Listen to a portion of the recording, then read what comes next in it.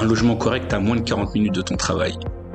Une voiture qui démarre, des courses pour la semaine, la mutuelle qui couvre vraiment, la cantine, la garde, l'école, un imprévu absorbé sans appeler sa famille, une semaine de vacances par an et la possibilité, de temps en temps, de ne pas calculer avant de commander au restaurant.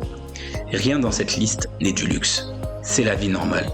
Celle qu'on imagine pour soi, quand on travaille, celle qu'on pense mériter. Et c'est ce que j'observe depuis des années. Dans les chiffres, dans les situations, mais aussi dans les conversations. C'est que cette vie-là est devenue quelque chose qu'on vise. Pas le point de départ, l'objectif. La question que personne ne se pose vraiment, c'est pourquoi.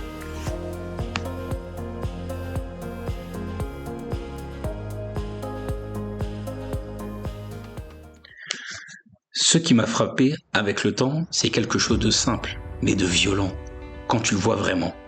À comportement égal, la même vie coûte objectivement plus cher qu'il y a 15 ans. Je ne parle pas d'un mode de vie qui a changé, je parle de la même configuration. Un logement correct, une voiture, une famille, des courses, quelques vacances, les mêmes ingrédients, le même sérieux, le même effort. Et pourtant, les chiffres ne tombent plus de la même façon. Le loyer dans les zones où il y a du travail a augmenté de 30 à 50% en 10 ans selon les territoires. Les frais de garde d'un enfant en crèche privée tournent autour de 600 et 1200 € par mois dans les grandes villes. Une complémentaire santé correcte pour une famille, c'est facilement 200 à 400 € par mois. L'énergie a doublé sur certaines périodes récentes. Le salaire médian en France, lui, a progressé d'environ 10 à 15% en termes réels sur la même décennie. L'écart n'est pas brutal. Il ne se voit pas sur un mois, mais sur 10 ans. Il creuse quelque chose. Et ce quelque chose, c'est l'espace, la marge, la capacité à respirer et à construire en même temps. Voilà ce qui s'est passé. Pas une catastrophe, un glissement, lent, silencieux, et jamais même vraiment nommé.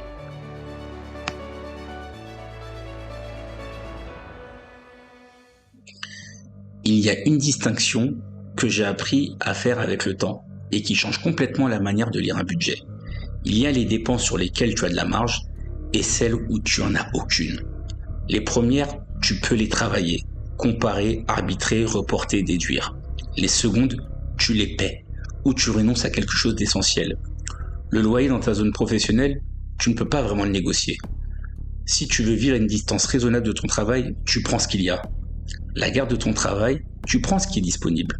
L'énergie, tu paies le tarif.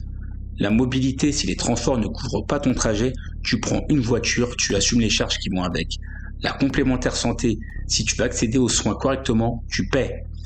Sur ces postes-là, tu n'es pas un consommateur qui fait des choix. Tu es quelqu'un qui paie ce qu'on lui demande. Et ces postes captifs représentent souvent entre 50 et 70% du budget d'un ménage. Ce qui veut dire que la vraie marge de manœuvre dans une vie normale est bien plus petite qu'elle n'y paraît. Il y a une deuxième réalité qui vient s'ajouter, et celle-là, on en parle encore moins. Ce que la vie normale coûtait il y a 30 ans, ce n'est pas le même ménage qui le payait seul. Une partie de ce coût était mutualisée. Le logement social accessible, pas seulement pour les plus précaires, pour les classes moyennes aussi. La santé quasi entièrement remboursée. Les retraites suffisamment solides pour que les parents ne deviennent pas une charge pour leurs enfants. Les transports publics plus développés. L'école publique de qualité relativement uniforme sur tout le territoire. Progressivement, ces piliers se sont sous-financés, privatisés ou concentrés dans quelques métropoles. Est-ce que la société portée ensemble s'est retrouvée dans le budget individuel, poste par poste, année par année ? Personne n'a fait de discours pour l'annoncer. C'est passé dans les plis des réformes, dans les hausses progressives, dans les déremboursements successifs. Mais le résultat est là. Aujourd'hui, tu finances seul ce que d'autres ont financé collectivement. Ce n'est pas une question de gestion, c'est une question de structure. Ce que ça produit concrètement, je le vois sur plusieurs formes. Des gens qui font les bons choix, le CDI, le logement raisonnable, pas de dette incontrôlée, et qui arrivent même pas à dégager de marge pour construire quoi que ce soit. Des couples qui ne se disputent pas vraiment sur l'argent. Ils se disputent sur leur absence d'espace, sur le fait que tout projet implique un sacrifice, que tout imprévu déséquilibre quelque chose. Et ce qui me frappe le plus, des gens qui ne savent même pas exactement où ça coince. Ils sentent la tension. Ils ne peuvent pas pointer l'erreur, parce qu'il n'y en a pas. Et je vais vous ajouter quelque chose d'important. Ceux que je décris ne touchent pas seulement les revenus serrés. J'ai vu des cadres avec de très bons salaires vivre la même compression. Parce que le niveau de vie, considéré comme normal à leur échelon, a lui aussi augmenté. Le quartier, l'école, la mutuelle premium, les activités des enfants, leur salaire, même confortable, peine à suivre. Le piège ne se reste pas à une classe sociale. Il se décline à tous les étages, avec des montants différents et la même logique. Les coûts de la vie normale dans ton environnement ont progressé plus vite que tes revenus. Alors voilà ce que je veux te donner concrètement. Pas une liste de conseils, un cadre, une façon de lire ta situation qui change tout. Quand tu regardes ton budget, il y a 3 cases. La plupart des gens ne font jamais ces distinctions et c'est pour ça qu'ils cherchent les solutions au mauvais endroit. Case numéro 1, ce que tu paies et que tu ne contrôles pas. Le loyer, l'énergie, la garde, la mutuelle, la mobilité contrainte. Ces postes bougent selon le marché, pas selon tes décisions du mois. Sur ces postes, économiser 20 € par mois ne change pas la structure. C'est la case qui absorbe tout. Case numéro 2, ce que tu paies et que tu peux travailler. Les abonnements, les sorties, les achats non essentiels, les petits crédits à la consommation. C'est là que la plupart des discours sur le budget envoient les gens chercher. Et ouais, ça peut libérer quelque chose, mais soyons honnêtes, si la case 1 est trop lourde, la case 2 ne sauvera personne.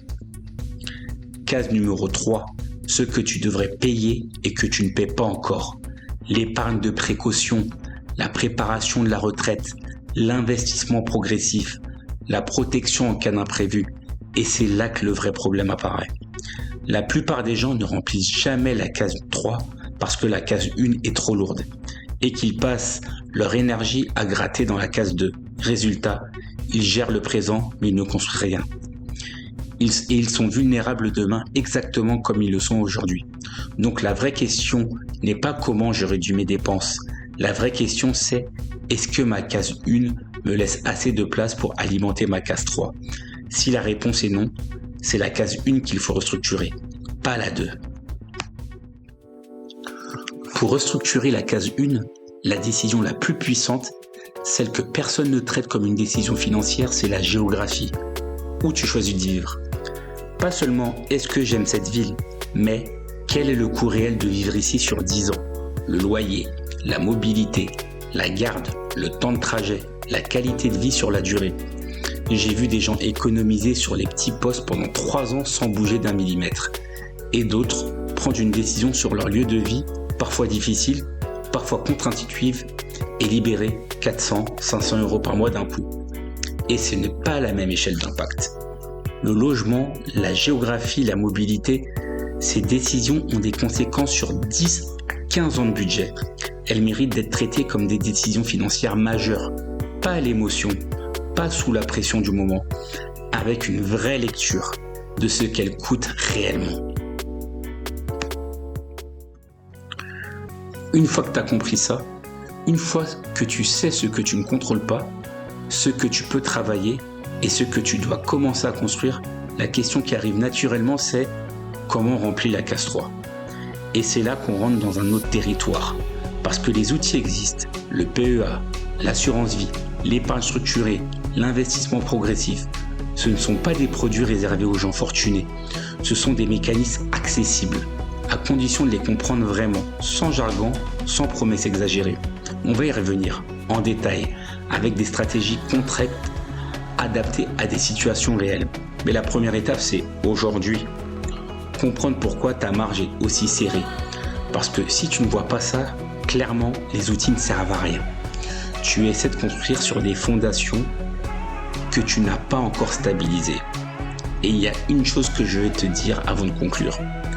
Ce mouvement de transfert du collectif vers l'individuel, il n'est pas terminé. La retraite va continuer à peser, la santé aussi. Ce que l'État portait en toi, pour toi, tu vas devoir le porter de plus en plus pour toi-même. Ce n'est pas du catastrophisme, c'est de l'anticipation.